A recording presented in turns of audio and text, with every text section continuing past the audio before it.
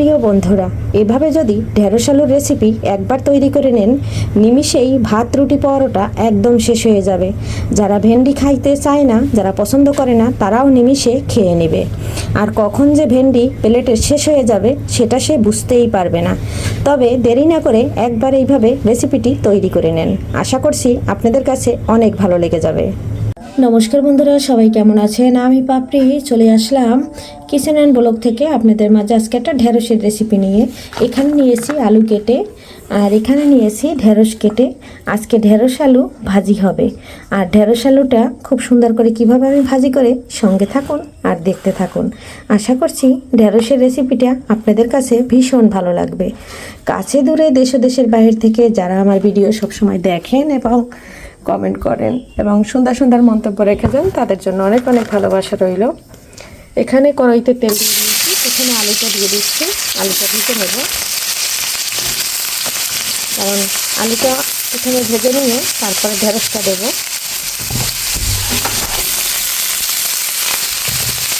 আলুটা দিয়ে দিয়েছি।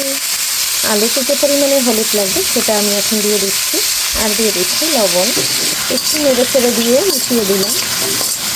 এখন এটা ভেজে নিচ্ছি, জালটা হাই হিটে রেখেছি। জানাচ্ছি বন্ধুরা, এই যে দেখুন আলুটা একদম মুচমুচে করে ভাজা হয়ে গেছে, একটার সাথে একটা কিন্তু লেগে যাচ্ছে না। আর আমি কিন্তু আলুটা হাই হিটে ভেজে নিচ্ছি, আপনারাও কিন্তু হাই হিটে আলুটা ভেজে নেবেন, তাহলে কিন্তু এই আলুর আর ভেন্ডির রেসিপিটা অপূর্ব হয় খেতে। এখন আমি আলুটা তুলে নিচ্ছি, আর আলুটা দেখুন একদম সিদ্ধ হয়ে গেছে। এটা কিন্তু কোনোভাবে ঢাকনা দিয়ে ঢাকতে হয়নি এবং কিছুই করতে হয়নি। ফাইনালি আলুটা একদম চানাচুরের মতো লাল করে ভাজা হয়ে গেছে। এখন তুলে নিচ্ছি, আর এই যে দেখুন একদম অল্প তেলে খুব সুন্দর মুচমুচে করে ভেজে নিলাম। এখন উঠাই নিচ্ছি। এখন কেটে রাখা ঢেঁড়সগুলো দিয়ে দিচ্ছি। এখানে দিয়ে দিচ্ছি হলুদ, এখানে দিয়ে দিচ্ছি লবণ। এখন এটাও আমি একটু হাই হিটে রান্না করে নেব, যাতে একটার সাথে একটা লেগে না যায় এবং লোট না বের হয়। হলুদ লবণ দিয়ে খুব সুন্দর করে নেড়ে চেড়ে নিচ্ছি। আর পেঁয়াজ আর কাঁচামরিচটা এই পর্যায়ে দিয়ে দেবো। এরকম যদি একটা ভেন্ডি ভাজা রেসিপি থাকে বন্ধুরা, ভেন্ডি আলু, দুপুরে ভাতের সাথে আর কিছু লাগবে না। আমার ছেলের তো একদম লাগবে না, আমাদেরও লাগবে না। এতটাই পছন্দ, এতটাই ভালো হয়, এতটাই প্রিয়। এই রেসিপিটা এতটাই মজা হয়। এখন আমি এখানে ফ্রোজেন করা পেঁয়াজটা দিয়ে দিচ্ছি। পেঁয়াজটা দিলে একটু জল থাকতে পারে, যেহেতু আমি ফ্রিজে রেখেছি। আর একসাথে অনেকগুলো 4 কেজি 5 কেজি পেঁয়াজ গুছিয়ে ফ্রিজে রেখে দিয়েছি। যখন আমরা রান্না করি তখন বের করে এনে দিয়ে শুধু রান্না করে নিই। পেঁয়াজটা দিয়ে নেড়ে চেড়ে নিচ্ছি।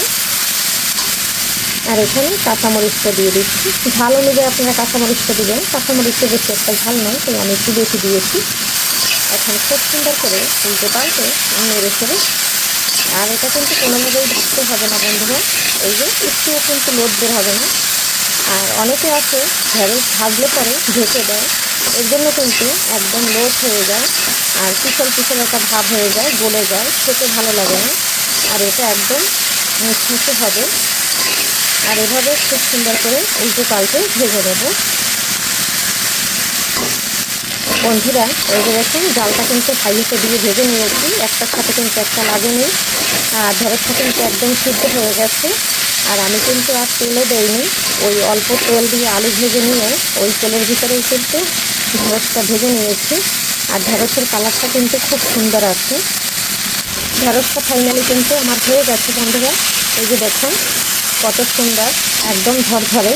এখন এর মধ্যে আমি আলুটা দিয়ে দিচ্ছি, এরপরে নেড়ে চেড়ে নামিয়ে নেব।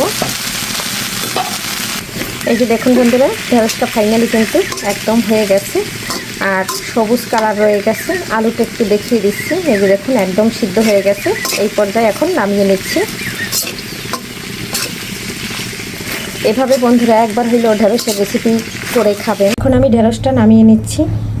খুব সুন্দর করে একদম বেড়ে নিয়েছি। আজকের রেসিপিটা কেমন লাগলো আপনাদের কাছে কমেন্ট করে জানাতে ভুলবেন না। আজকের মতো বিদায় নিচ্ছি, আবারও দেখা হবে নতুন কোনো রেসিপিতে। পর্যন্ত সবাই ভালো থাকুন, সুস্থ থাকুন। সবাইকে বাই, টাটা।